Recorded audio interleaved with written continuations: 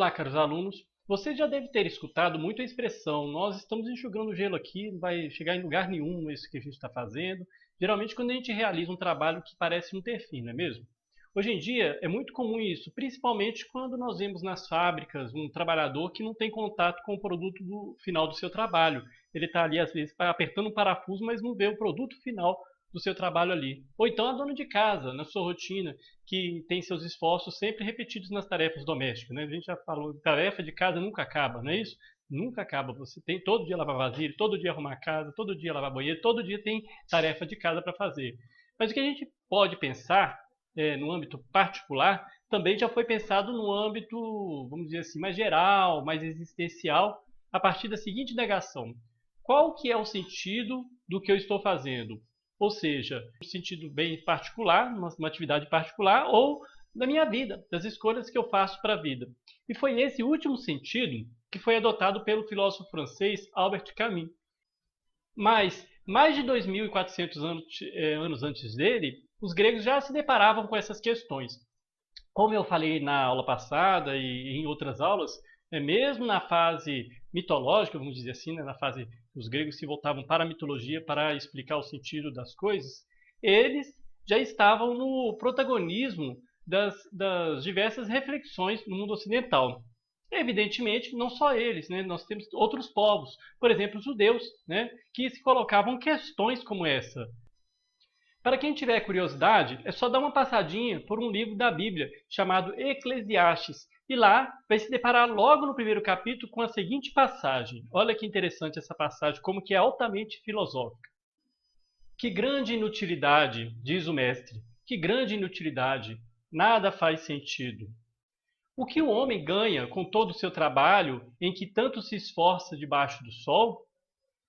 Gerações vêm e gerações vão, mas a terra permanece para sempre. O sol se levanta e o sol se põe, e depressa volta ao lugar de onde se levanta. O vento sopra para o sul e vira para o norte, dá voltas e voltas, seguindo sempre seu curso. Todos os rios vão para o mar, contudo o mar nunca se enche, ainda que sempre corram para lá voltam a correr.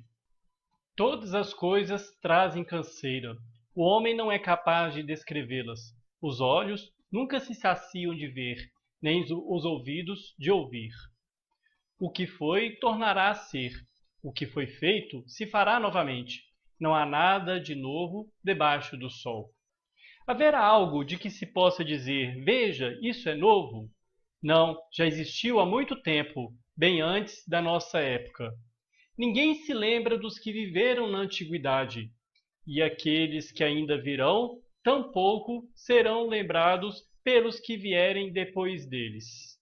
Ou seja, o autor do Eclesiastes, que muitos acreditam ter sido o rei Salomão, já se deparava com a ausência de sentido no mundo e com a repetição incessante das atividades, que depois seriam repetidas de novo, de novo, de novo, essa rotina cíclica, né? Os gregos, por sua vez, eles reproduziram esse absurdo da existência através do mito de Sísifo.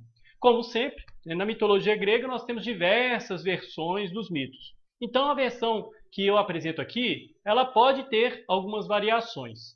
Sísifo, rei da Tessália e fundador da cidade de Éfira, que mais tarde veio a se chamar Corinto, ele tinha a reputação de ser o mais habilidoso e esperto dos homens, e por essa razão muitos diziam que ele era o pai de Ulisses. Vocês lembram de Ulisses? Aquele mesmo herói da Odisseia que arquitetou o cavalo de Troia? Ou seja, um cara astuto. Então, por isso que eles diziam que o Sísifo seria o pai dele.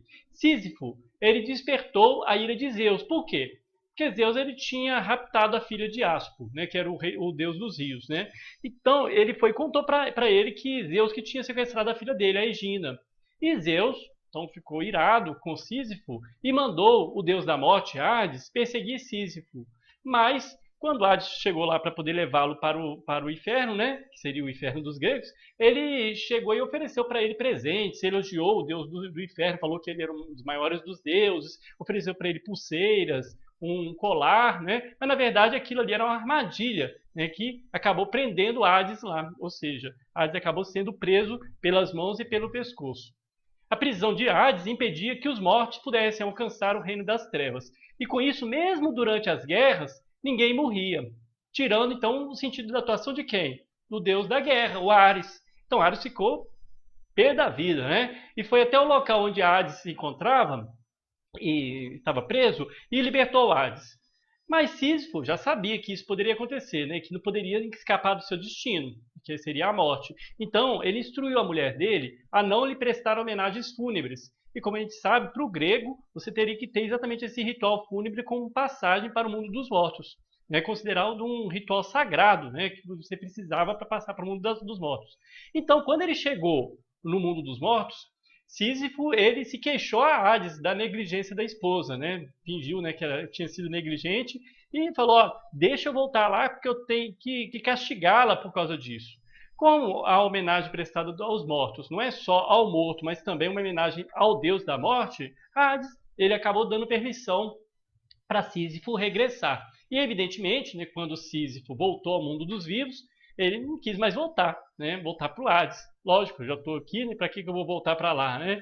E ali ele ficou fugindo até a velhice. E aí um momento que não dava para fugir mais, né? Não havia mais jeito de fugir.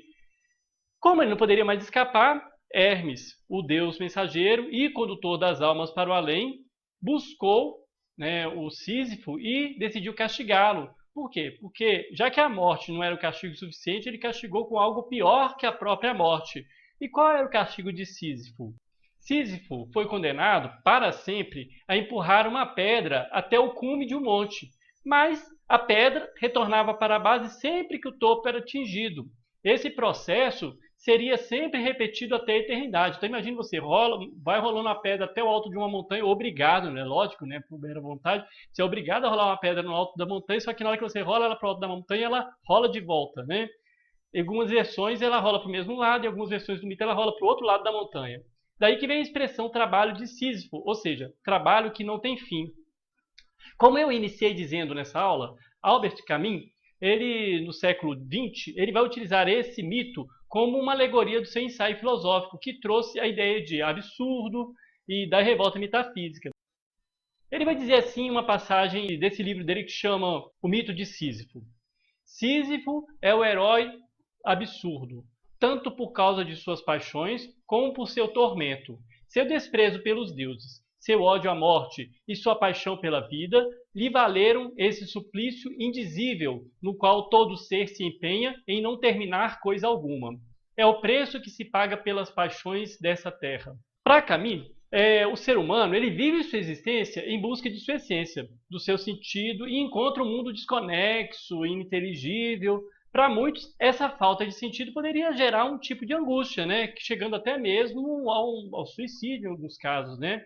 Então, a solução em não encontrar o sentido não deveria ser o suicídio. Muitas vezes até só um suicídio filosófico, né? Ou seja, negando o absurdo, né? Mas para Camus, você teria que se revoltar contra o absurdo. Num certo sentido, ele defende que nós não podemos simplesmente fugir para outros âmbitos, né? Como se diz, eu vou negar, como alguns filósofos fizeram, adquirindo uma ideia suprassensível da realidade. Não, eu tenho que encarar a própria realidade. Nós estudamos Sartre, nós temos a ideia de que nós estamos lançados no mundo, enquanto projeto, plenamente livres, e essa liberdade nos traz angústia. Aqui nós poderíamos dizer que essa angústia é exatamente esse reconhecimento do absurdo, ou seja, o absurdo da existência humana, essa falta de sentido. Camus, inclusive nesse livro, ele vai chegar a uma conclusão semelhante. Para ele, a plena aceitação do absurdo, ela gera a revolta, como eu disse, a liberdade e a paixão. A liberdade é bem parecida com a liberdade sartriana. A revolta seria o quê? No que se refere à constatação de que a vida é absurda. Então eu fico revoltado com esse absurdo da vida, né? Dessa falta de sentido.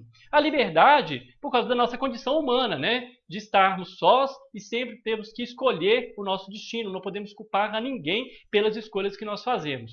E por fim, a paixão, porque a gente não vive a vida sem ter um objetivo. Então a gente tem que criar esse objetivo, né? Ou seja, nós poderíamos dizer que a vida ela não tem sentido até que eu mesmo dê um sentido a essa vida. Então a consciência desse absurdo é que, em suma, faz com que o ser humano seja feliz. Não em vista de um objetivo que já existe, mas durante todo o trajeto percorrido ao longo da vida, enquanto nós vamos criando sentido para ela. Essa obra de Camus é bem rica e não poderia ser tratada em um único vídeo, né? Toda a extensão das reflexões que ela traz. Por isso, eu aconselho a leitura dela. Mas, depois de ler, né, se vocês tiverem alguma dúvida, crítica ou sugestão, podem trazer aqui que a gente pode iniciar um debate a respeito. Até a próxima aula.